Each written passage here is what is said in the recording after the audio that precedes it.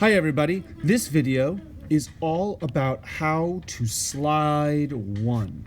I'm going to show you how to go from your notes to slide one.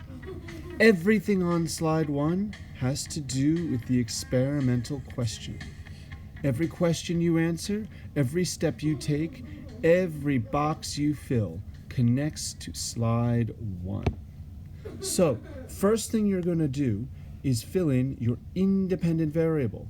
You filled that in yesterday. So you're going to take your independent variable and drop it right in here. You're going to take your dependent variable and drop that right in here. Remember, your independent variable is the variable that you decide to change in order to answer your question. The dependent variable is the result you get in order to answer your question. Your control variables, that's what you keep the same to make it a fair test.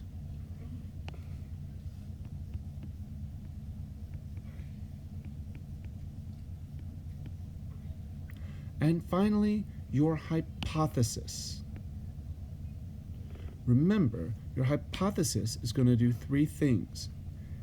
First and foremost, it is a prediction. What will happen?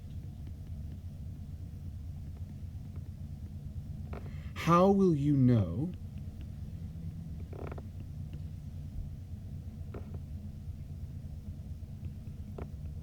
How do you know it happened?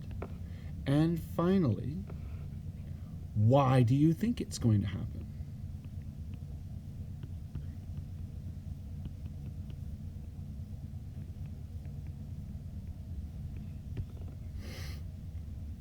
So you might say, like I did down here, if mass affects acceleration, then here's the prediction: increasing the mass of the car will lower the acceleration. That was a prediction.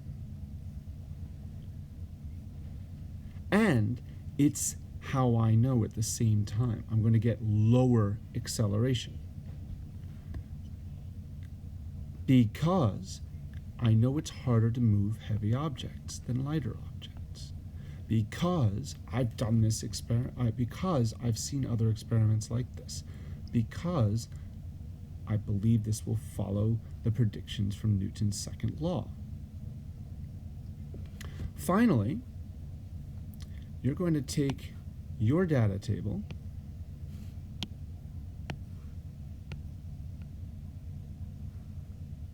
and transfer it over here.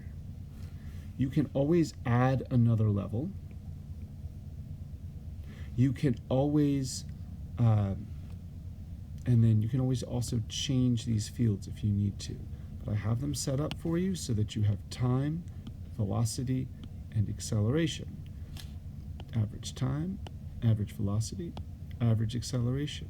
Take your notes and drop them right here. That way, you're all set up to make your graph. Hope you have a good day. Bye-bye.